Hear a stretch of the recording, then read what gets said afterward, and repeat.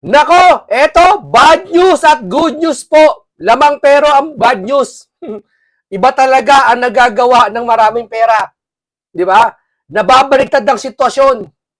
Kita mo yung nag-imbestiga, yung pa ang napasama. Wow! Nasa napunta yung pera ng mga ninakaw? Di ba? Isipin mo, imaginein mo. Ha? Nag-imbestiga si Senator Marcoleta at hindi naman kanya galing yung testigo. No? Yung testigo na yun nagpresenta at nagkita sila sa isang parang restaurant doon sa malapit doon sa kinalalagyan ni Senator Marcoleta, nagkita sila, di ba? At nag-usap sila na ito, may testigo ako. Sige, sabi ni Ika ni Senator Marcoleta, gumawa ka ng affidavit, yung statement mo, ipanotaryo mo. Ngayon, ipapaliwanag po mismo ni Senator Marcoleta dito na talagang itong si Matching at itong si Ping, nabigyan pa ng kopya, booking. Di ba? Bakit hindi kayo umiimik? Di ba? Kasi malaking bagay yung pag-imik nyo eh. Chairman ka ba talaga, Ping Lacson, ng Blue Ribbon Committee? Bakit parang hindi ka namin nararamdaman na nakipag-cooperate ka? Kung may action si Senator Marcoleta na alam mong magiging mali, dapat dun palang pigilan mo na. Pero hindi naman mali si Senator Marcoleta eh. Di ba? Parang ganito kasimple ha. Yung pala may kopya itong si Senator si Marcoleta, si Ping Lacson. Binigyan siya ni Senator Dante Marcoleta ng kopya ni Orly. Ha? Dapat man lang binasa mo 'yon kasi marami nagdududa sa social media, pinapakalat ng mga kalaban, mga nagpapakaaso kay Romualdez. Ano sinasabi nila? Ikaan niya si Marcoleta lang may kopya. Kung ikaw bilang isang Blue Ribbon chairman, imbis na ipinost mo sa Facebook na kapurihan mo, dapat pinost mo rin yung ikaayos ng committee nyo. Kasi parang pinalilitaw mo, pinababayaan mo sila, parang lumalabas, hayaan mo, para si Marcoleta umalis na sa amin. Parang ganun eh. Parang ganun eh. Sa kanila nanggagaling eh. Walang ganunan. Sir, wala namang ganunan, sir. Akala ko ba ang galing-galing mo mag-imbestiga? Di ba? Akala ko ba pinagbibida ka pa ni Soto? Ang ganyan, galing mag-imbestiga yan. Hindi kailangan ng abogado sa Blue Ribbon. O ayan ang sanhi. Hindi kailangan ng abogado. Hindi alam, yung notaryo pala na yon, pwede naman po wala nun. Dapat alam ng Blue Ribbon chairman yan. Sino nakakaalam? Yung abogado lang na si Senator Dante Marcoleta, maaaring alam nila. Pero ba't di mo ini-explain? So, ibig sabihin, alam mo na pero hindi mo sinasabi. Hindi ka dapat Blue Ribbon chairman dyan. Sir, nag-iimbestiga ka. Ang iniimbestigahan mo hindi para sa kapakanan ng sarili nyo o makakampi nyo dyan sa alyansa o sino man. Nag-iimbestiga tayo para sa taong bayan, sir. Paalala lang, sir, baka nakakalimot kayo. No? Yun ang nangyayari. Yun ang nararamdaman namin eh. Yun nakikita namin eh. Kung sakali pala itong si Senator Dante Marcoleta, yung statement nakikita mo sa social media, kumakalat, nagawa-gawa doon ni Senator Marcoleta.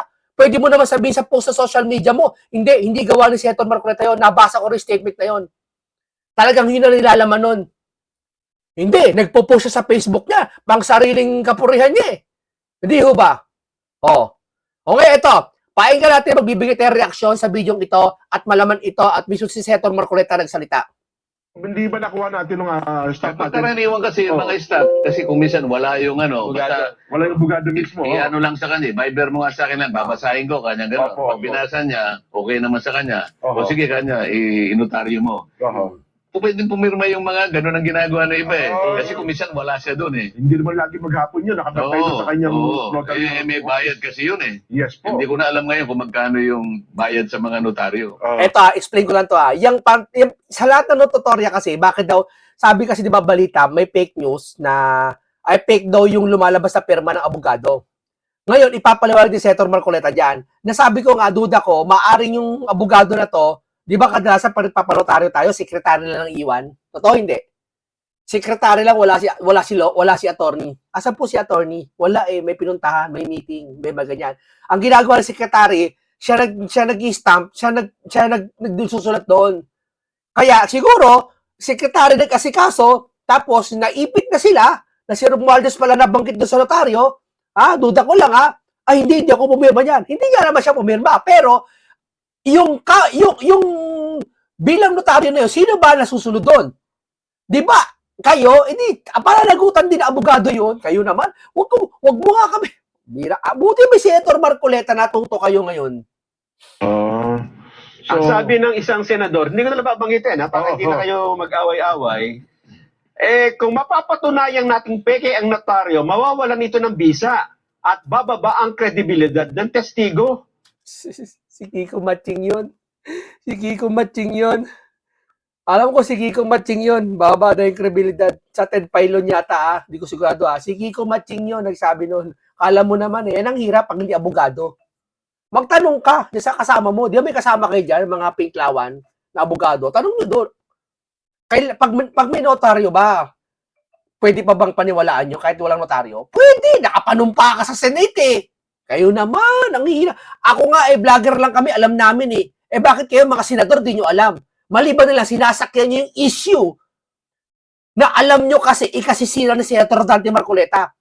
So, pag sinakyan nyo yung issue na yon, wala na kayong pakilam. Kasi ikasisira nga ng mga Duterte. Wag kami. Sinabi ng isang senador. Oh. Sinabi niya. Ano yung senador? Abogado po ito. Senador na abogado. Abogado. Sige po. Oo. Abogado po ito. Kaya nadadali sir minsan, sir Baka umiyak na naman yung asawa noon. Baka magnangawa-ngawa na naman na mag-sorry kayo. Di ba? Wala akong binabanggit na pangalan. Tinuro sa akin ni Tito Sen yan.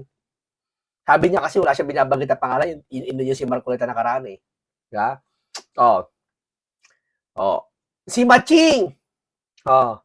Diba? Baka umiyak ka naman asawa nun. Sabihin na naman mag-sorry kayong dalawa sa media. Hindi yan ang gawain ng media.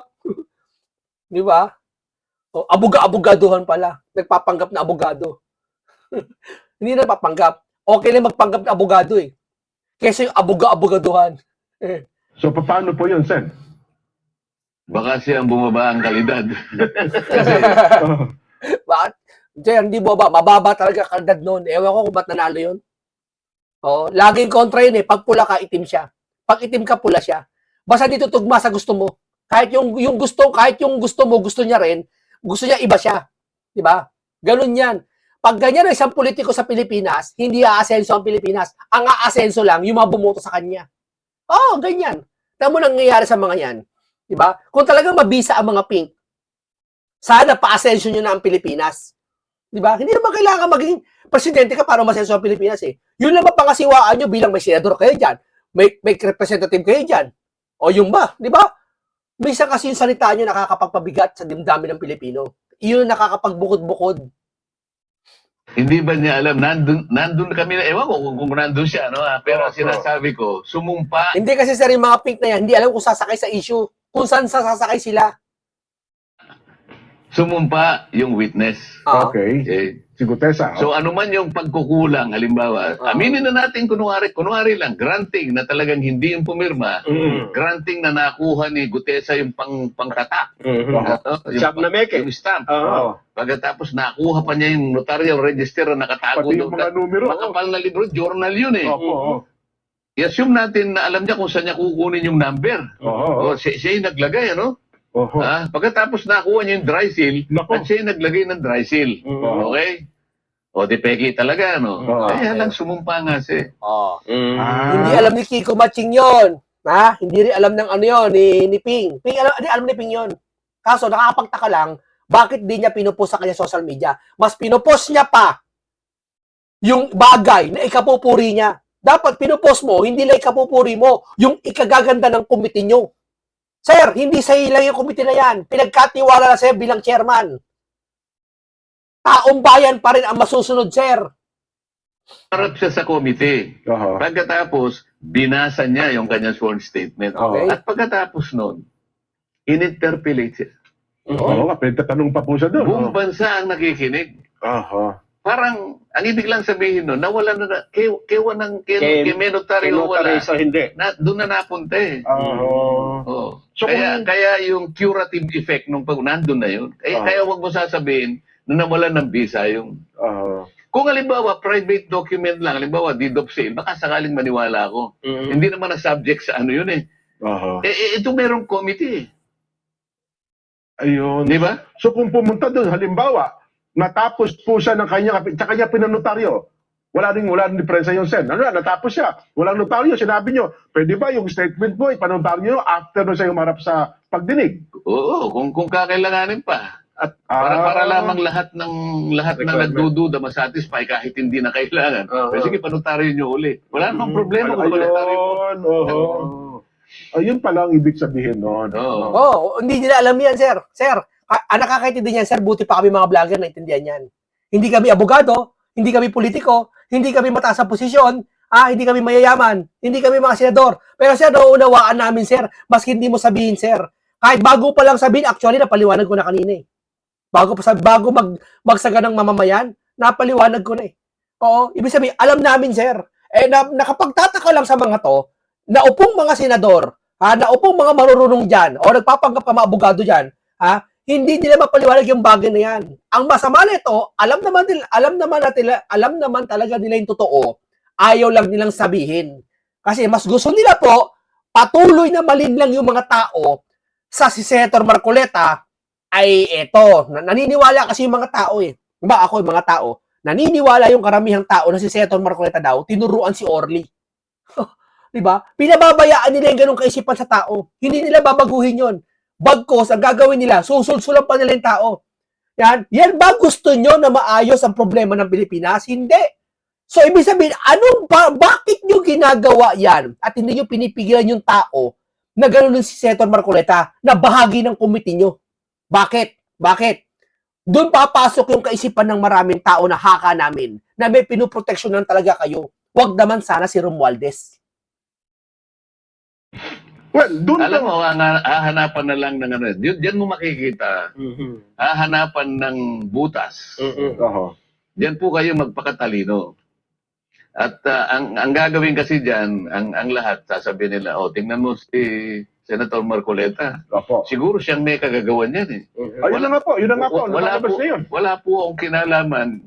Kasi ang binilin ko sa kanila, kung talagang buong loob mo, at talagang ikaw ay naniniwala na dapat mong ihayag yan, bukas kailangan 8:30, nandun ka na sa Senado. Kasi 9 o'clock ang umpisa, 8:30 kasi ang dami pang pagpasok mo, ang dami mong pipirma, ang dami mo, no? Para makapasok ka, magpakaaga ka ng konti. Oho. So, ako naman, nagikipagsapalaran, kung darating, di darating. Kung hindi darating, hindi dumating. Oho. Nako. So, yun mo pala. So, nasagot na yung dalawang tanong. Ano? Yun doon tayo. Well, sabi naman nila, Sen, surprise ito para bagang may konting pagdududa rin po. Mismo atang chairman, sabi niya, Hindi parang na-coordinate. Hindi na-coordinate. Wala daw courtesy. Yun hong pagharap nitong si Gutesa. Master Sergeant Gutesa. Yung chairman, sino chairman? Si Ping Lacson. Wala daw courtesya doon sa... Pinagluloko nyo si Senator Rodante Marcoleta. Di ba? Kawawa naman si Senator Rodante Marcoleta. Matalino si Senator Marcoleta, pinagluloko nyo. Buti na lang andito kami mga vloggers na higit na matatalino kaysa sa inyo. Komite at maging sa chairman ng... Ako, katumbas ko, 1,000 vloggers eh. Ito lang. Maaari matalo nyo ako sa politiko. Pero kaya ko sinabi yan, sa Biblia hindi nyo ako matatalo. Sa katwiran hindi nyo ako matatalo. Yeah? Kahit nakapikit ako, kaya ko makipagdebate ng Biblia. Walang kortesiya. Walang kortesiya.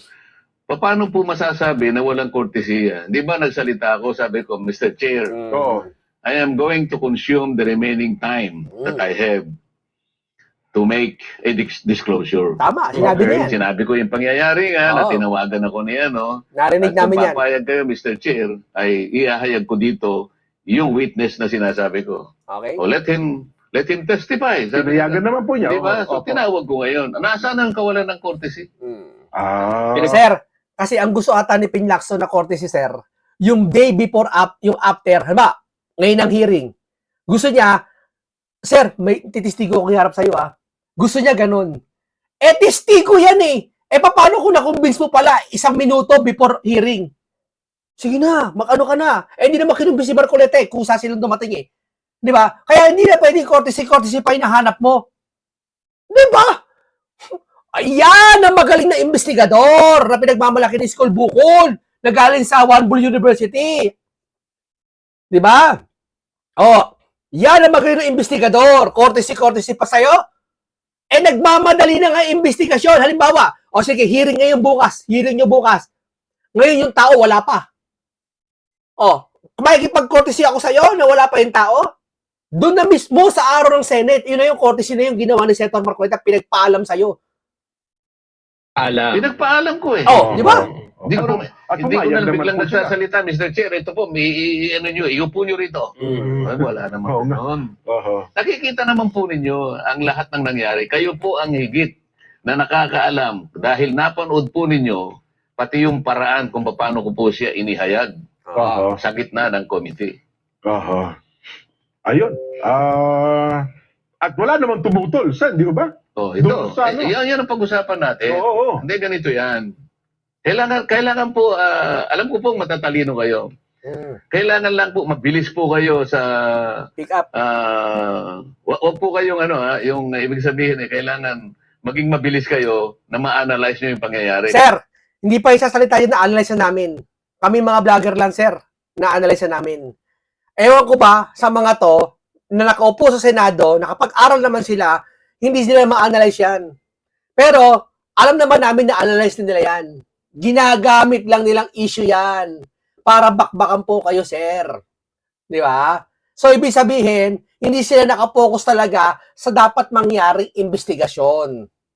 Kasi kung minsan Opo. minsan segundo lang minsan minuto lang Opo. Di ba? Oho. Tingnan po ninyo, nung siya ay makapagsalita na, Okay. ha? Opo. Matapos Kasi sa kanya. nung matapos na yung niya, Sinabi niya. open na siya ngayon for interpellation. Okay. Napansin po ba ninyo? Walang nagtanong. To. Ano po ba ang ibig sabihin nun? Walang naging interesado. Hindi po. Nabigla. Sari-sari na po yun. O, ba't di nagtanong yung mga yon, sir? Hindi. Kaya hindi nagtanong yung mga yon kasi si Romualdez yung sangkot. Yung mga yan, sir, tuta yan. Yung mga tuta yan ni Romualdez. Di ba? Wala akong binabanggit kung sino kayo, ha. Tamaan kayo kung tatamaan. Huwag yung sasaluhin lahat. Hindi sa inyo lahat ng binato. Hindi nila inaasahan na mayroong gano'n. Mukhang Pangalawa, nabigla marami. Pangalawa, ina-analyze nila kung may palagay ko kanya credible ito. Ngayon po kasi pag ang isang testigo, alam po ninyo, mahalata ninyo na nagsasabi ng totoo, kung tayo po ay nasa courtroom at tayo, alam mo, abogado kayong dalawa, din. Opo. Oo. Abogado kayong dalawa, kayo Halimbawa, ikaw oo. ang prosecution. O siya ang depensa. Si Nelson, defense Oho. of criminal. Ako yung judge. Opo. Pinresent ni Nelson ngayon. Defense eh. Oho.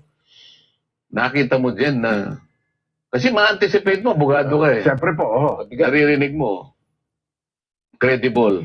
Oo. Ikaw din kakabahan ka kung hindi mo alam kung itatanong mo. Kasi alam Siyempre, niya eh. nabigla ho tayo doon. Sa Oo. ganung sitwasyon. Oo. Pangalawa, di medyo kasi credible talaga. Ako sa tingin ko, kasi pinagtatanong ko rin siya eh. Oho. Ako gusto ko rin namang matansya na ako interesado ko sa katotohanan. Oho. Eh kung nagbubulaan lang ito, halimbawa, binobola lang ako, ayoko rin naman yun.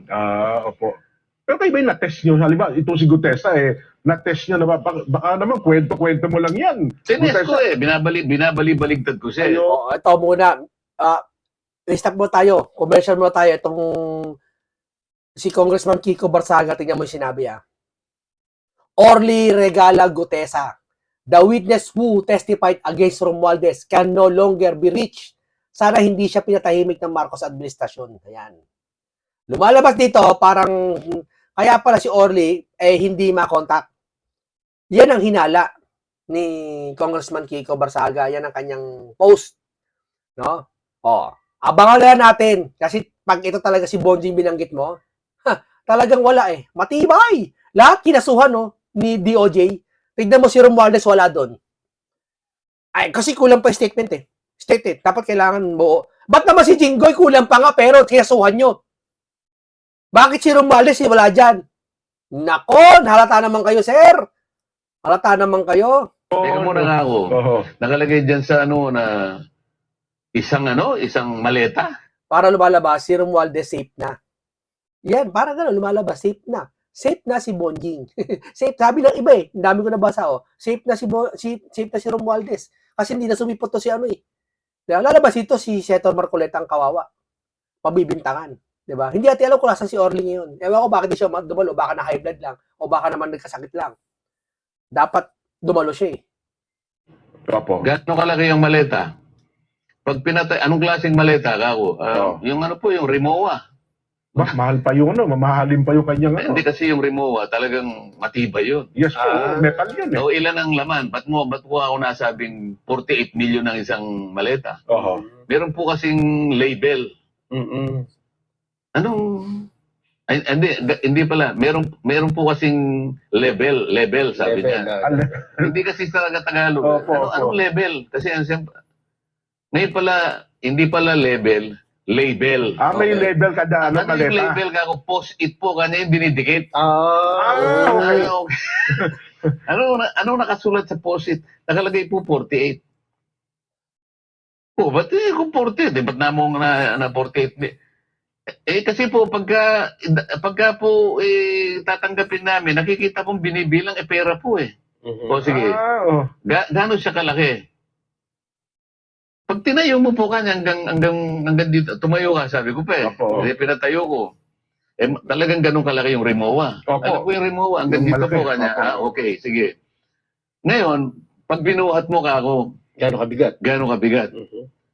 Ano po sa tansya ko po kanya halos isang kaban na bigas. So mga 50 kilos. Opo. 48. Oo Di nga, ba no? sinabi ni Ramon Revilla Sr., ang isang milyon, isang kilo. Mga 990 grams daw, sabi niyo. Oo, halos isang kilo. Isang kilo, oh. So kung 48 million, 48 kilos. Tama, 48, isang kaban 50 nga. kilos yung isang kaban eh. Oo nga. Halos isang kaban po. Tinetesting ko siya eh. Oho. Hindi niya alam na tinetest ko siya. Oho. At saka, Sen, napansin ko rin, tinesting siya ni Senator Lacson eh. Nagpakita ng picture eh. Oo. Eto, Oo. sino? Kilala mo ba to? Ang bilis niya. Wala kang clue eh. Affirmative po. Yan po si Paul kanya. Oo, may apelido pa eh. Oo. Tapos si Lacson nagpo-post about. Post niya sa Facebook niya. Taliwas doon sa mga pages sabi niya. Para bang laging... Ewan ko chairman ka ng Blue Ribbon Committee. Hindi ka dapat nag-opinion. Nag-opinion na naman ito. Basahin niyo. Ako, opinion ng basa ko sa kanya doon eh. Oo. Ginagano. Ay, yan sabi niya. Yan po si Eric. Ay, yan po si Mark. Oo. Mark, Yan po si Texay, sabi niya. At kinonfirm ni Alcantara. Na yun nga rin. Oo, yun, nakikita Ngayon, rin niya. Ngayon, nakita mong totoo ang sinasabi niya. Prosecution. Opo. Tatanungin mo siya. Ang pinakamahirap na pagtatanong na gagawin ng isang abogado, pag alam mong nasasabi siya ng totoo, Oho. anong itatanong ko na mahuhuli? Kaya mag-iisip ka muna. Kasi kapag hindi mo alam kung anong itatanong niya, pinakamabuti na huwag mo nang tatanungin. Manahimik ka muna. Kamo anong nangyari? Baka sakaling inuhuli siya. Sino ito kanya? Opo. Sino ito? Ito ba yung Paul na sinasabi mo? Oo. Affirmative sir kanya. Ang bilis. Wala akong walang tanong na pangalan. Hindi siya tinanong. Pag ni-replay mo, picture lang. Buti pa, di ba, na-analyze ni Senator Dante Marcoleta, himay-himay. Samantalang pinost ni Ping Lacson sa kanyang Facebook page. Ito, pinost siya. Babasahin ko lang sa inyo, ha. Surprise witness. Dapat i-background check. Kailangan isa-ilalim sa kumpletong record check at background investigation ang surprise witness na si Orly Regala Gutesa dahil sa bigat ng kanyang testimonya sa pagdinig ng Senate Blue Ribbon Committee. Mabigat na sa kanya yon. Napaghahalataan po kayo. Bakit yung Jinggoy? Senador yon. Hindi ba bigat yon? Pabigatan ba labanan dito? Sir, dapat di kayo nagkokomento ng ganyan. Nasa Blue Ribbon chairman po kayo. Inaasahan namin, narinig namin kay School Bukol. Ang sabi, magaling daw kayo investigador. Pero ba't kayo nakikitaan ng ganyan? Di ba? Delikado. Mula na wala si Senator Dante Marcoleta, delikado. Sila sino yan? Ganun lang. Picture na, walang clue. Meron namang nag-test din ng kanyang tinanong kung iyang background. Kanino ka man Ay, bandang uli na yun. Ganun, Nag-research muna yun. Oo. Nag-research. Mukhang meron na raw nag-text sa kanya, itanong mo siguro ito, ganyan. Mukhang tama pa yung Ang dami sagot. nang nagte-text doon. Sana Opo. nakikita ko, napangiti-ngiti lang ako. Kasi ako, hindi ko talaga kilala yan. Opo. Tao na yan. Tinesting ko siya kung totoo. Basta takot, yung ginawa kong pag-testing sang-ayon sa akin, mukhang nagsasabi siya ng totoo. Kaya, nilabas ko siya. Oho. Okay. Kasi kung kahit na dumating siya doon, pagka yung iba-iba yung sinasabi niya, huwag na lang pare, sasabihin. Okay. Mamaya, Sen, ituloy natin yung laman, yung mga sinabi nitong si Gutesa. Pero para lang po mailatag natin yung ating magiging Vox Populi sa araw na ito, meron kasi mga nagpalutang na ngayon, Sen, ng ideya. Kasi ang Kamara, tinurn over na ang mga dokumento sa Independent Commission for Infrastructure, ito pong ICI. Ang Senado po, bagamat kayo nagpatuloy, Yung pagdinig, lahat na mong kahi ko rin, bakit yung kumpanya, yung construction company founded by Saldico, hindi man lang yung bakit yun hindi man lang Oho. hindi man lang yung pinagtatatanong, palagi nyo lang tinatanong yung Diskaya at saka yung Sim. Tapos, Diskaya, Henry, tapos pag nangilang si Marcoleta, nagdalang testigo dyan, pagbibintangan nila yung tao. Halata na kayong lahat, sir! Halata kayong lahat dyan, hindi nyo mabanggit pa ni Saldi, ni Romualdez. Ngayon, babanggitin, may dala naman si, obvious ha, obvious mga, una, nagdala si Senator Marcoleta. Si Diskaya na paamin. Aba, protector daw ni Diskaya. Sa binayaran daw, abogado daw ni Diskaya to si Senator Dante Marcoleta. Ngayon naman, andyan naman si Orly. Ngayon naman, tinuruan ng statement. Peki daw yung notaryo. Palagi natin peki yun. Palagi natin, sa tingin ko, hindi peki yun eh. Tumatanggil yung abogado, sa tingin ko eh. Baka nagkakamali lang siya. Pagbigyan natin. Yeah? Baka hindi alam niya, baka sa pagkakataon nalilito lang siya. Saka hindi na kailangan notaryo eh. Nagsumpa siya eh. Ang importante yung nilalaman ng statement na yon. Yung notaryo na yun, wala namang kinalaman yon. Papanotaryo mo, kung gusto mo sa kapitbahay ko, panotaryoan mo, may abogado rito eh. Ganun lang yun. Di ba? Okay, ba't si Saldi ito, lantaran nasa inyo, andyan na sa harapan nyo, hindi nyo pa makita, o nagbubulag-bulagan kayo. Di ba? Salamat po ng marami. Ito po ay reaction video ko sa araw na to. No? Ating pinuna mga mali at mga pagmali, punahin, pagtama, purihin. No? Salamat po ng marami sa inyong lahat.